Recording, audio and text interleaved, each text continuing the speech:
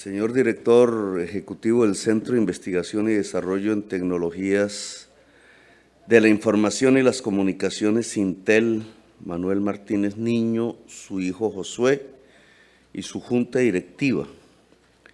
Secretario Adjunto de Comercio y Director General de Comercio Exterior de los Estados Unidos de América, Arugún Ben Catamarán.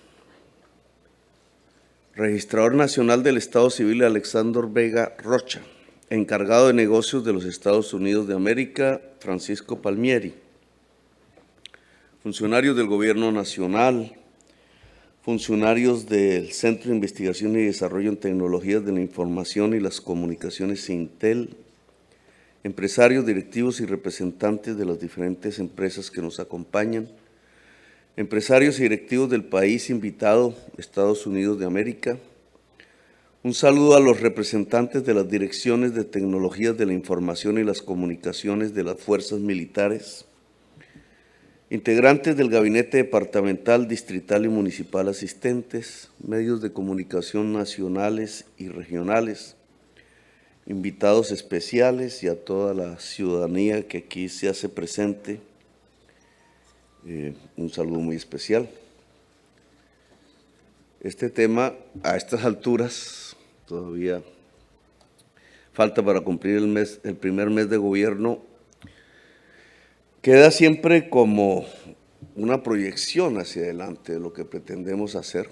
Obviamente se articula al programa de gobierno que fue votado por la mayoría del pueblo colombiano, que tenía un capítulo específico alrededor de este tema que nos convoca aquí, que quiero repasar un poco y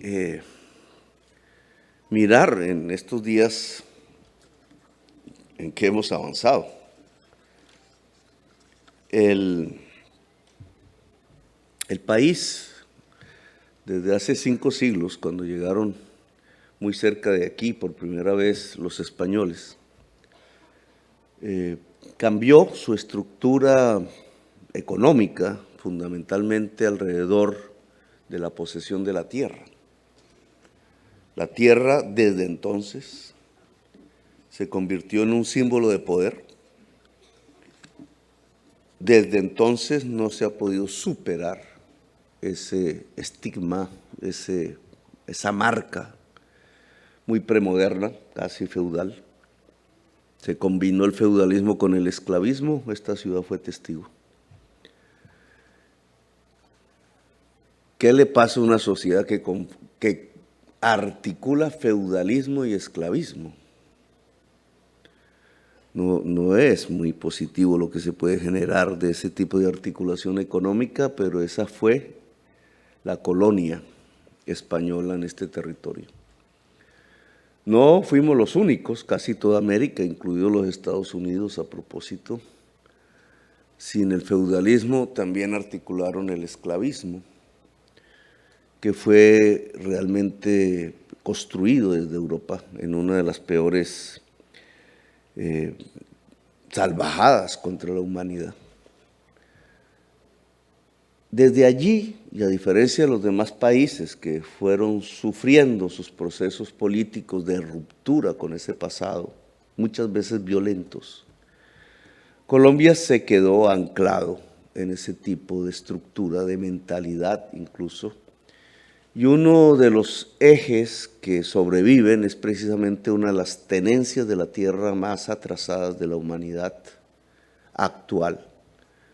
Un índice Gini pavoroso, casi ni mencionado, el más alto del mundo en términos de propiedad de la tierra, de posesión de la tierra. Un campo desocupado, casi que a la fuerza.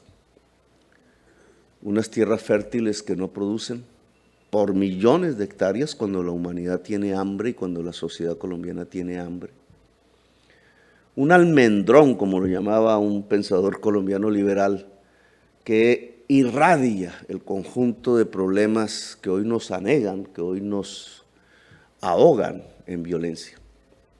El narcotráfico tiene una raíz en ese tipo de estructura. De hecho, el narcotráfico contemporáneo ha profundizado lo que los españoles no pudieron hacer, la concentración de la posesión de la tierra fértil del país a unos niveles que son absurdos, que son espantosos, pero que a nosotros nos parecen normales. Es más, creemos que eso es el capitalismo, eso no es el capitalismo. Todo país que se haya desarrollado industrialmente desde hace 2 siglos, 3 siglos, algunos un poco más recientemente, como Corea, que siempre pongo de ejemplo, porque allí fuimos a pelear, siguiendo a los compañeros norteamericanos aquí presentes, siempre comenzaron sus procesos de industrialización por una reforma del agro, que en términos históricos consistía en salir del feudalismo y ver la tierra como un factor de producción, no de poder, como un instrumento de la producción. Algunos, la inmensa mayoría, de una manera democrática. No es sino sobrevolar Francia y ver cómo es su paisaje rural construido por los seres humanos en los últimos siglos, y ustedes verán como una especie de cancha de ajedrez enorme, bonita, se ve, un poco artificial para mi gusto, pero esa cancha de ajedrez no es más sino igualdad. Igualdad frente a la posesión de la tierra. Y lo mismo se puede ver si se sobrevuela Estados Unidos, aunque ha tenido transformaciones más recientes en su agricultura. El farmer se llama, el farmer es básicamente el producto de una repartición igualitaria de la tierra entre blancos. En Corea se hizo lo mismo, más recientemente, y por eso lo pongo de ejemplo, porque es más contemporáneo con nosotros. Y siempre pongo la estadística. Cuando nosotros fuimos a pelear a Corea, algunos sobreviven, 180 veteranos de Corea de 5.000. Todos los demás murieron, algunos allá. Nosotros éramos muchísimo, 2 veces más ricos que los coreanos. Creíamos que éramos los salvadores de Corea. Y hoy, 70 años después, somos 6 veces más pobres que Corea. Los niveles de escolaridad coreana incluso superan los de los Estados Unidos. Si uno mide, en promedio, todo ciudadano coreano, toda ciudadana coreana puede haber acabado su universidad, como llamamos aquí el pregrado, y tiene especialización. En promedio. Esa figura para nosotros solo es una propiedad de una élite minoritaria de la población colombiana. Y eso pasó en 70 años, cuando de ser 2 veces más ricos nosotros, ellos son 6 veces más ricos. Siempre me pregunto, ¿qué hicieron bien ellos y qué hicimos mal nosotros? Si uno coge un libro, que ahora encuentro que lo publicó el Fondo de Cultura Económica en español, o sea que es asequible, sobre la historia económica de Corea reciente, el libro comienza con un primer capítulo. Y es un libro hecho por escritores economistas coreanos neoliberales. Comienza el primer capítulo, reforma agraria. Los coreanos hicieron una reforma agraria tan radical, de la mano de los Estados Unidos en esa época, como la que hizo Mao, su vecino y contemporáneo en esa época en China popular. Ambos países se industrializaron, como se industrializó Francia, como se industrializó los Estados Unidos. El requisito de cierta igualdad para la industrialización y el desarrollo económico parece ser una ley de las sociedades que nosotros desconocemos. Nosotros, en cambio, en todo el proceso político vivido en estos 2 siglos de vida republicana, a pesar de habernos liberado de los españoles, no nos liberamos de su mentalidad. Y mantenemos hoy, en el siglo XXI, casi un cuarto de siglo pasado, del XXI, una tenencia de la tierra que incluso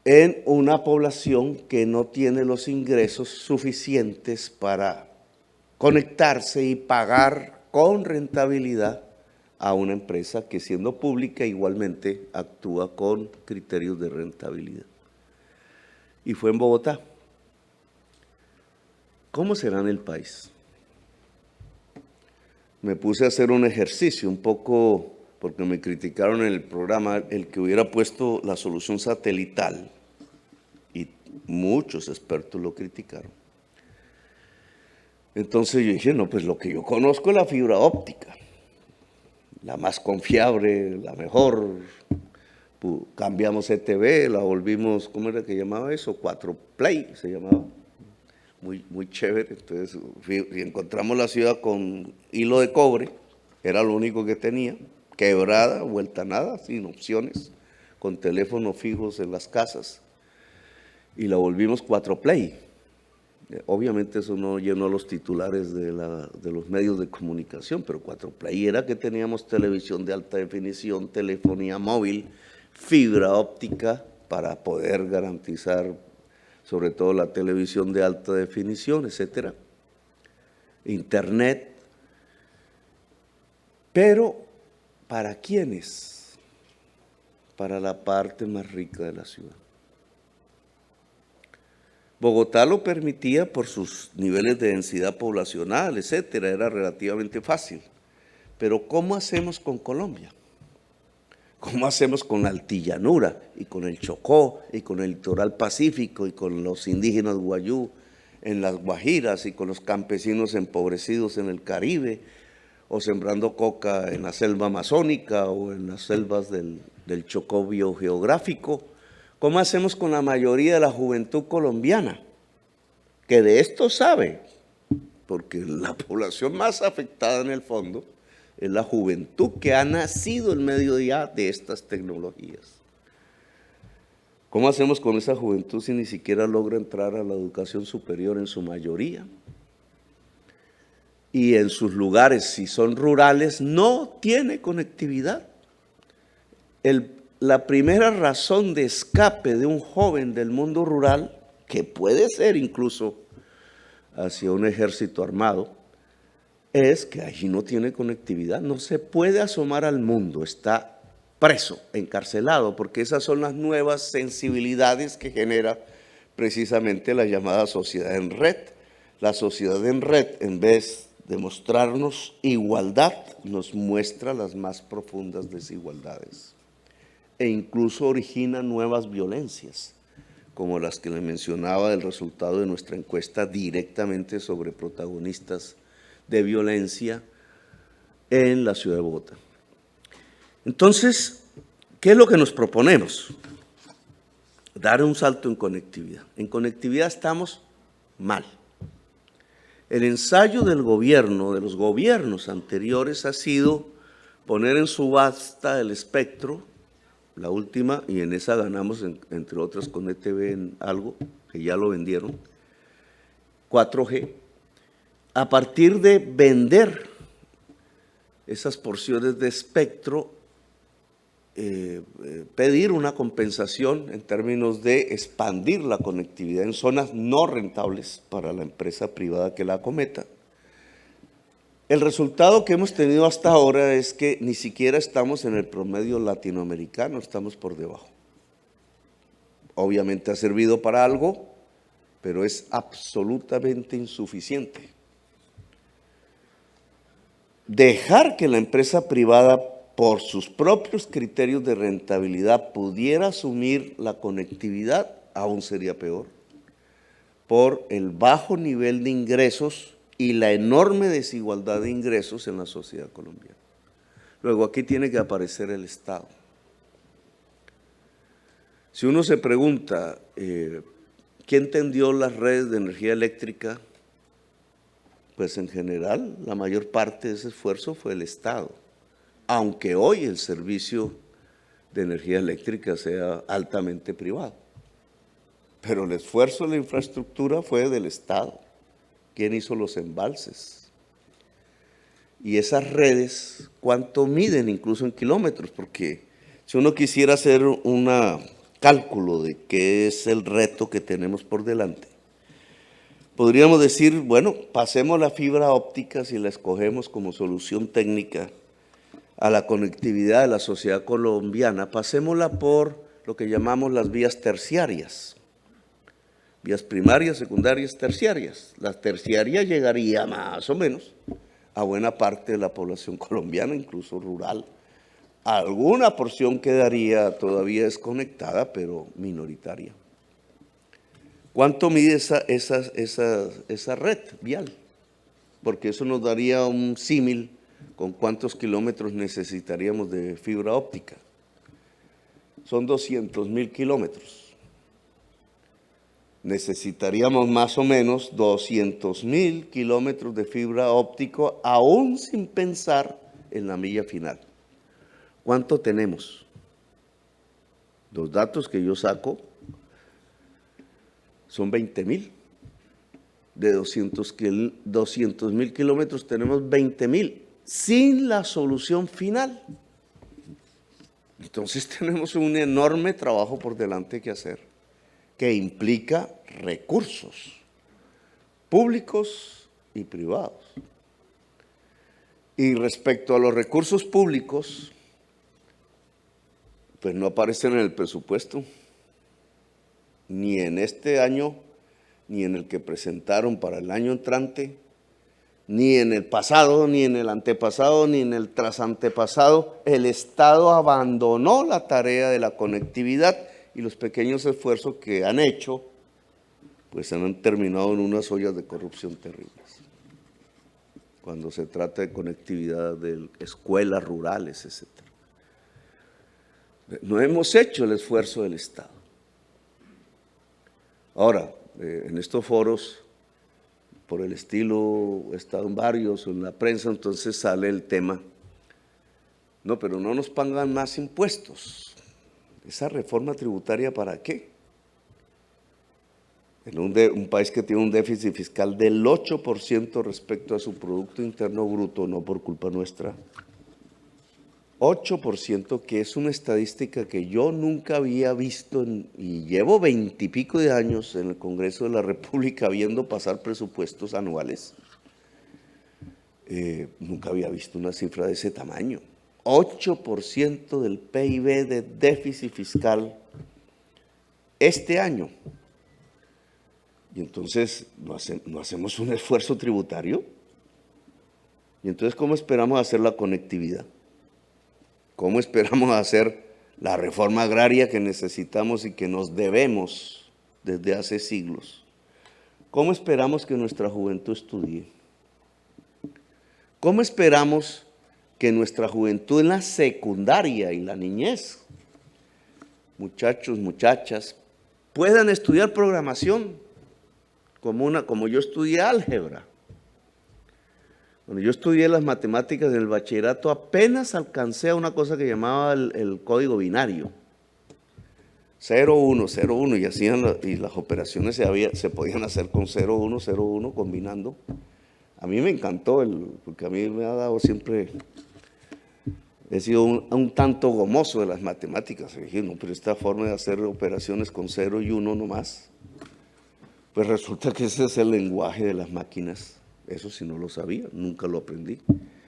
Y resulta que ese es el lenguaje de la programación hasta el día de hoy, hasta que se inventaron, ¿cómo es que llama? El computador cuántico, que ya varía un poco el tema. Y entonces esas matemáticas no las enseñamos.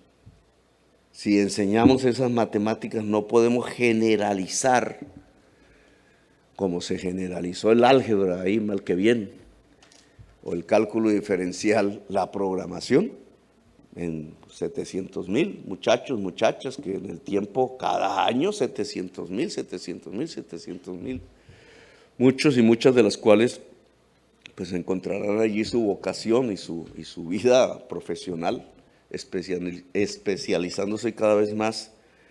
Extender la conectividad sin que la gente sepa cómo usarla. A eso le llamo alfabetización digital. Me cuesta un poco de trabajo y de compliques políticos y de intereses y diverso tipo decir que a mí me gustaría suspender el servicio militar obligatorio, ojo, no estoy diciendo que ya, y reemplazarlo, para eso hay que tener un ejército profesional, eso vale plata. Y entonces, ¿de dónde sacamos la plata? Poner ese servicio que hoy llamamos militar obligatorio a una gran campaña de alfabetización digital para toda la sociedad colombiana, porque de nada sacaríamos pasando la fibra óptica con todo el esfuerzo que hay que hacer y llevando la solución final a la casa, que habría que financiarla desde el Estado, no a título de crédito, sino de fondo perdido, sin que la gente sepa para qué es eso, sin que la gente sepa utilizarla en la producción, en la generación de riqueza. Porque obvio que sirve para ver partidos de fútbol y televisión en alta definición y las series de Netflix, y sirve para ver señoras bonitas y señores, los que quieran ver eso, desnudos y todo lo que quieran. Toda la parafernalia que se puede ver por internet, pero el eje fundamental es la generación de riqueza. Alguien me diría que eso también es generar riqueza, pero dejo la discusión ahí. Generar riqueza es producir. Generar riqueza no es transferir la riqueza. Nuestras cuentas del PIB, el magnífico 10% que mostró el DANE, la última estadística de crecimiento del PIB, son variables que fundamentalmente miden transferencia de riquezas, que las ponemos como si fueran generación de riqueza, un espejismo. Por ejemplo, la utilidad bancaria. La utilidad bancaria no es una generación de riqueza, es una transferencia de riqueza. Problemática si en un país solo crece la utilidad bancaria, la economía real se va en rojo, porque eso significa que trasladaron muchísima riqueza. Si crece la economía real y crecen las finanzas, pues es una economía más sana. Pero ¿cuánto crece la agricultura? ¿Cuánto crece la industria? Eso es lo que tenemos que ver, porque ahí donde está la generación, el corazón de la generación de la riqueza. Si eso no crece, tenemos un grave problema, porque lo que nos está creciendo es la transferencia de la riqueza, no la riqueza. Eso lo dejamos para otro día, en otro debate. Pero en este, que tiene que ver con la conectividad fundamentalmente nos ayuda a generar riqueza.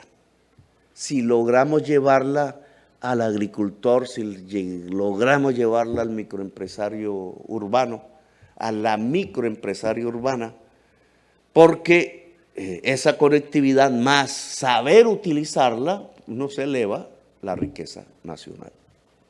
Y si es al pequeño agricultor, la pequeña agricultora, el pequeño microempresario, los jóvenes que se coaligan en alguna cooperativa para inventar, crear, las jóvenes que hagan eso, si eso se extiende en la sociedad colombiana, pues lo que estamos haciendo es generar la riqueza de Colombia.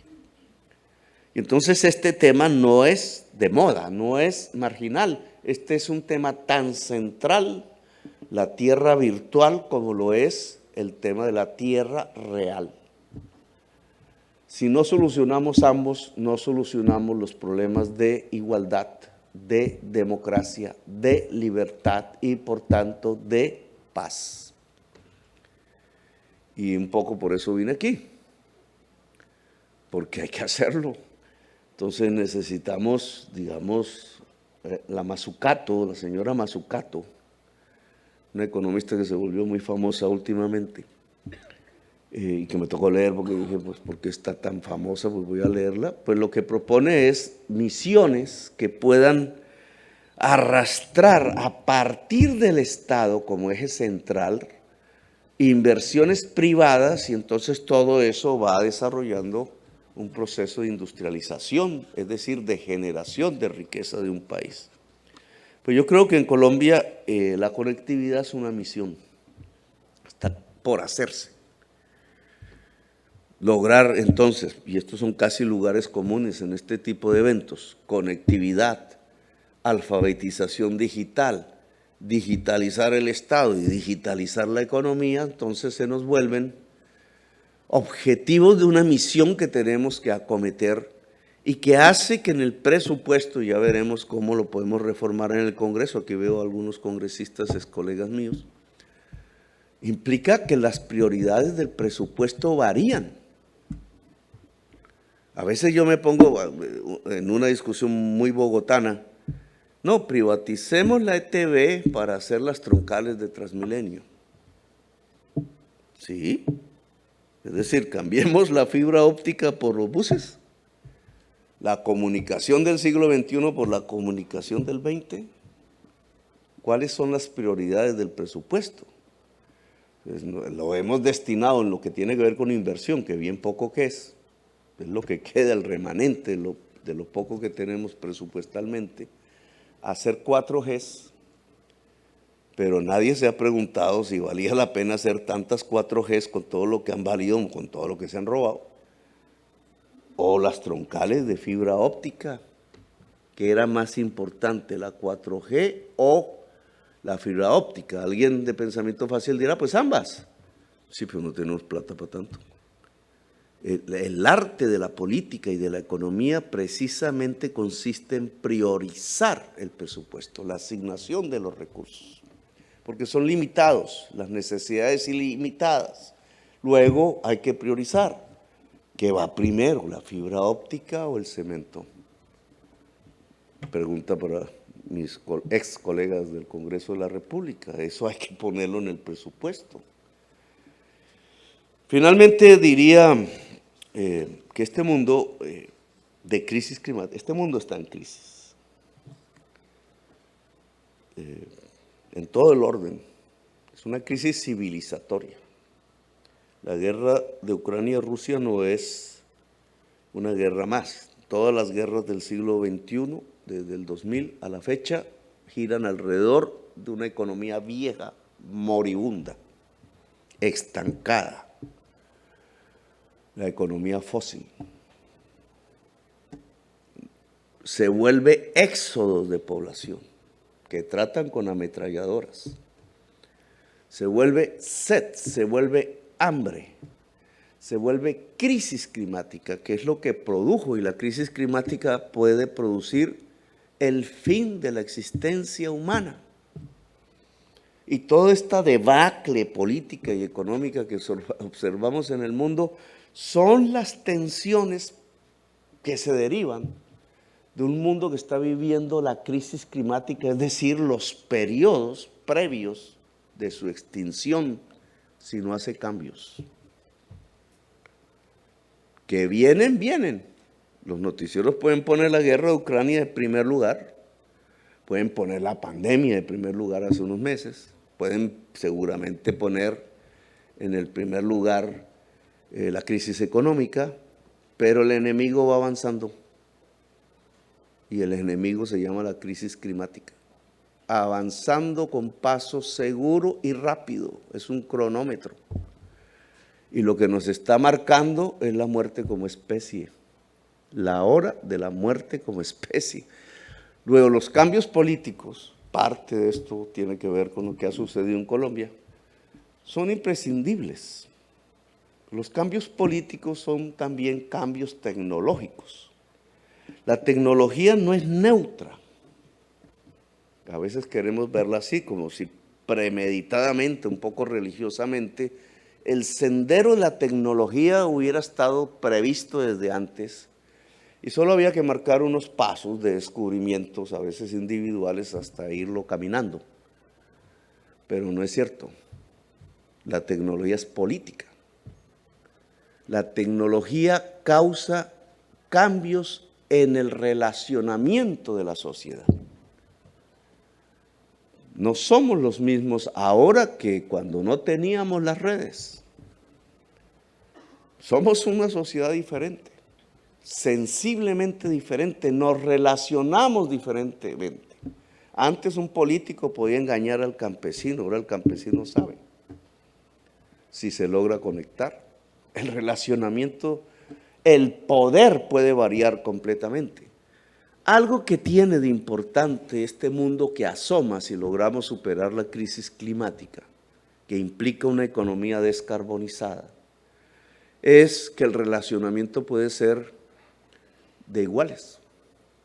Lo que va marcando esta tecnología es comunicación amplia entre seres humanos. Amplia entre seres humanos. A nivel global, una red de cerebros que son iguales si son hombres o mujeres, o negros o amarillos, o hablan inglés o español o chino, mandarín. Y esa nueva realidad que podría ser igualitaria en el futuro, que es colaborar intensivamente en el conocimiento para la generación de una riqueza que varía también en su concepto. ¿Qué es la riqueza? Varía. Pues es lo que está abriendo este mundo. Este mundo va abriendo una revolución. No como pensaba Marx, no como pensaban los socialistas del siglo XIX, no como pensaría Bolívar, no sabían de esto, pero esto en cambio, que ya estamos viviendo, podría marcar un nuevo tipo de economía, que es imprescindible si es descarbonizada. Economía descarbonizada y colaborativa en red y global puede ser otro mundo diferente. Lo verán quizás nuestros hijos, nuestros nietos, no es nuestro problema actual. A nosotros nos toca montar la infraestructura de esa nueva sociedad, de una nueva civilización, porque en esto soy optimista. La humanidad sabrá superar el problema que hoy atenta contra su existencia, sabrá superarlo y en esa medida sobrevivirá en el planeta Tierra. ¿Cómo lo hará? No sé, no puedo predecirlo. Lo que sí puedo predecir es que tenemos que ayudar. Y esa ayuda, a ese cambio pasa porque seamos capaces en Colombia de conectar a la totalidad de la sociedad colombiana y abrirle las ventanas del universo mental, real y virtual, de tal manera que haga parte de una humanidad que indudablemente está en ebullición, afrontando problemas que conjuntamente tenemos que solucionar, no hay otra manera, y que este esfuerzo de estos 4 años, un pequeño fragmento, un hilo de tiempo vaporoso en este pedazo de la historia de Colombia, puede servir precisamente para sentar las bases de esa nueva economía que será en el mañana descarbonizada, viva, humana, muy viva, humana y en red, gracias a estas nuevas tecnologías, si las sabemos controlar, regular y dominar, y no al revés. Entonces, de este gobierno tengan ustedes la certeza de que esta es una de nuestras prioridades. Conectividad, yo diría fibra óptica y más fibra óptica. ¿Quién la pone? ¿A qué precios? ¿Cómo competimos? ¿Dónde ponemos el Estado? ¿Cómo la regulación? ¿Cómo logramos que hasta el rincón más pobre de Colombia y la persona más aislada de este país puedan realmente, a través de un cacharrito de esos que llamamos celular, abrir las ventanas del universo y del saber y convertir esta sociedad en una sociedad del conocimiento? Toda sociedad del conocimiento es una sociedad en paz. Y ese es el objetivo, creo que mayor, de la sociedad colombiana. Bueno, gracias, muy amable por haberme escuchado.